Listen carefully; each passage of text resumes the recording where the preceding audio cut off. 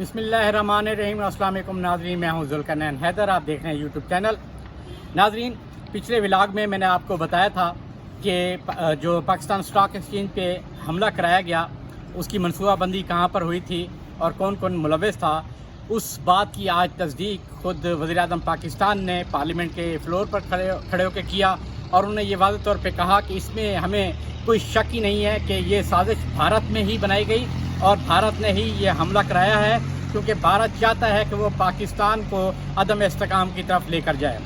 इसके साथ साथ नाज़रीन, आज प्राइम मिनिस्टर ने एक मरतबा फिर माफिया से लड़ने का अज़म ज़ाहिर किया है। आज उन्होंने कहा कि जो स्टील मिल है, इसके साथ PIA है और जो दीगर सेक्टर हैं वहाँ पर माफिया बैठे हुए हैं और वो मजबूर कर रहे हैं कि आगे तरक्की ना हो, क्योंकि जब तक इन माफिया के ख़िलाफ़ कार्रवाई नहीं होगी, नहीं लड़ा जाएगा, तब तक ये मुल्क तरक्की नहीं कर सकेगा।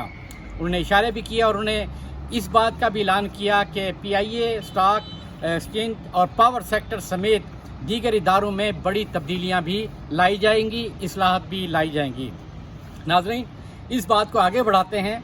माफिया की अगर बात करें तो इसमें कोई शक ही नहीं है कि हमारे यहाँ माफिया मजबूत है, मगर यहाँ पर लोग वज़ीर-ए-आज़म पाकिस्तान से ये भी सवाल करते हैं कि इन माफिया के ख़िलाफ़ सिर्फ कहने तक बात रहनी है या फिर कार्रवाई भी होनी है। क्यों कि अगर आप देख लें पिछले चंद दिनों में पेट्रोल माफिया के हवाले से, तो उस दौरान ये बात साबित हो रही थी कि हुकूमत बेबस है पेट्रोल माफिया के सामने। यही शुगर की हालत भी देख लें, PIA भी देख लें, PIA की तरफ से भी दबाव आ रहा है। ये खुद वज़ीर-ए-आज़म पाकिस्तान ने इंकशाफ किया कि उस पर यह भी दबाव डाला गया कि PIA की जो रिपोर्ट है वो भी पब्लिक ना की जाए। नो डाउट कि ये हुकूमत पाकिस्तान का अच्छा इक़दाम है कि कम से कम वो रिपोर्ट तो सामने लाए, मगर सिर्फ रिपोर्ट को सामने लाना ही काफ़ी नहीं है, इसके ऊपर भरपूर कार्रवाई भी ज़रूरी है। लोग सवालात ये भी उठा रहे हैं कि जो मुशीर हैं, जो माफिया का हिस्सा बन चुके हैं, खुद वज़ीर-ए-आज़म जो काबीना के इजलास में कह चुके हैं, उनमें लड़ाइयाँ हो चुकी हैं, तो उनके ख़िलाफ़ जब तक ठोस कार्रवाई नहीं होगी उस वक्त तक ये निज़ाम आगे नहीं बढ़ेगा। तो आज जो उन्होंने ख़ास तौर पे बात की भारत के हवाले से, वो उन्होंने वाज़ेह तौर पे कहा कि भारत इस सारे हमले के पीछे है और ये इत्तलात पहले से मौजूद थी, इंटेलिजेंस एजेंसीज इस हवाले से तैयार थीं और यही वजूहत है कि सिक्योरिटी हाई अलर्ट थी, जिसकी वजह से ये हमला मुकम्मल तौर पे नाकाम हुआ है। और भारत जो है वो इस तरह की जो कार्रवाइयाँ हैं या मनसूबाबंदी हैं वो अब से नहीं, कई अरसे से करता आ रहा है, जिसका बार बार हम इजहार करते रहे हैं। बैनुल-अक़वामी बरादरी को भी हमने आगाह किया है कि भारत इस किस्म की हरकतें कर सकता है। अब मैं एक नई आपको इतलात भी देता चलूँ कि ऐसी इतलात भी मौसूल हो रही हैं कि भारत के अंदर खुद भारत दहशतगर्दी की कोई कार्रवाई करा सकता है और फिर ये इल्ज़ाम पाकिस्तान पे लगाया जाएगा।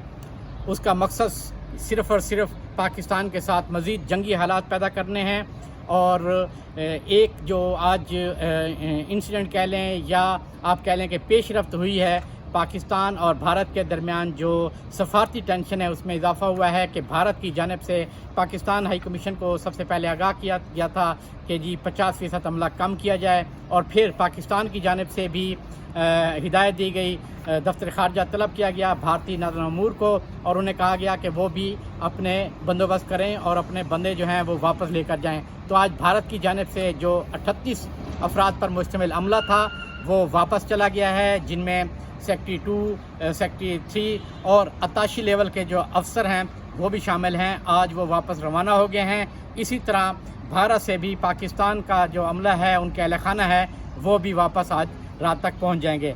इसका मतलब यह है कि भारत ने जंगी हालात पैदा करने का जो पहला जवाब है वो पेश कर दिया है कि सफारती जो अमले की कमी है उससे ये वाज़ेह हो रहा है कि भारत अब एक और जंग चाहता है।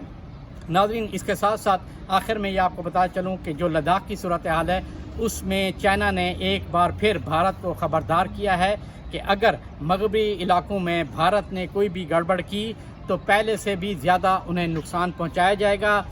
भारत की जानिब से जो मिसाइल सिस्टम है वो भी वहां पे पहुंचाया गया है। ताहम चाइना की जानिब से भी جو اکوپمنٹ ہے، فوجی ساز و سامان ہے اور تازہ ترین جو کیمپ وغیرہ ہیں وہ بھی انہوں نے لگا دیے ہیں، اپنی پیٹرولنگ بھی بڑھا دی ہے۔ بہرحال آج جو ہے ان کی میٹنگ بھی ہے فوجی لیول پہ، اور بھارت کی جانب سے یہ کہا گیا ہے کہ کوشش کی جائے گی صورتحال کو ڈیفیوز کیا جائے، مگر چین کی جانب سے یہ واضح طور پہ پیغام دے دیا گیا ہے کہ اگر بھارت نے اس دفعہ پھر اگر کوئی حرکت کی تو پہلے سے بھی زیادہ نقصان اٹھانا پڑے گا۔ ناظرین، امید ہے آپ کو یہ ویڈیو پسند آئی ہوگی، لائک بھی کریں، سبسکرائب بھی کریں۔ انشاءاللہ اگلی ویڈیو کے ساتھ پھر حاضر ہوں گا، تب تک کے لیے اللہ حافظ۔